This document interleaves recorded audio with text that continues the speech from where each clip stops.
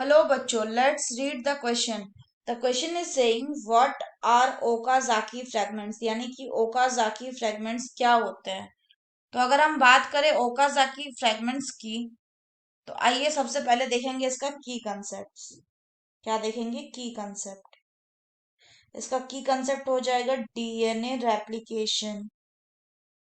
तो अगर हम बात करेंगे अब डीएनए रेप्लिकेशन की, तो हम क्या देखेंगे कि जो डीएनए रेप्लिकेशन जब होता है तो ये कहाँ से शुरू होता है? ओरिजिन ऑफ रेप्लिकेशन साइट से।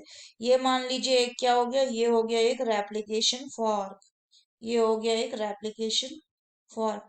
अगर हम इस स्ट्रैंड की पोलैरिटी 5' टू 3' मान ले तो इसकी क्या हो जाएगी? 3' टू 5'। ठीक है।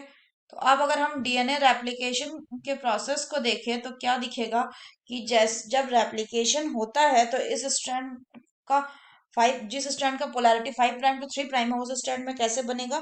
उस स्ट्रैंड में डीएनए ऐसे बनेगा, ऐसे।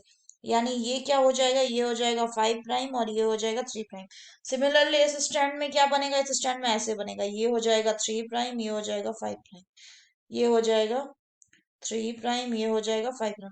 तो जो ऊपर वाला स्ट्रैंड में बन रहा है इसको क्या कहेंगे? इसको हम लोग कहेंगे leading strand, leading strand.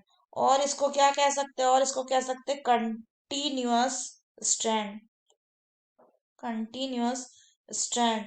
Similarly जो नीचे वाला स्ट्रैंड बन रहा है 3' टू 5' वाले पोलैरिटी में, वो फ्रेगमेंट्स में बन रहा है, तो इसको क्या कहेंगे? इसको कहेंगे डिसकंटिन्यूअस स्ट्रैंड, डिसकंटिन्यूअस स्ट्रैंड। और इसको क्या कहेंगे? और इसको कहेंगे लैगिंग स्ट्रैंड, लैगिंग स्ट्रैंड। तो लैगिंग स्ट्रैंड जो है वो कैसे बन रहा है? वो पार्ट पार्ट फ्रेगमेंट्स में बन रहा है।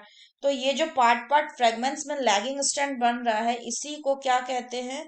इसी को कहते हैं ओकाजाकी फ्रेगमेंट, ओकाजाकी फ्रेगमेंट्स। इसको किसने डिस्कवर किया था? ओकाजाकी ने, और इसीलिए इसका नाम पड़ा था ओकाजाकी फ्रेगमेंट्स। तो अगर बात करें ओकाजाकी फ्रेगमेंट्स की तो क्या हो जाएगा? ओकाजाकी फ्रेगमेंट्स, ओकाजाकी फ्रेगमेंट्स क्या हो जाएंगे ये? These are the short sequence of DNA nucleotides, short sequence of DNA nucleotides, DNA nucleotides which are synthesized, कैसे synthesized होते हैं? Which are synthesized discontinuously, discontinuously। और बाद में ये ओकाजाकी फ्रेगमेंट्स को कौन लिंक करता है? इनको लिंक करता है DNA ligase. So which are synthesized discontinuously to create the, किस लिए? टू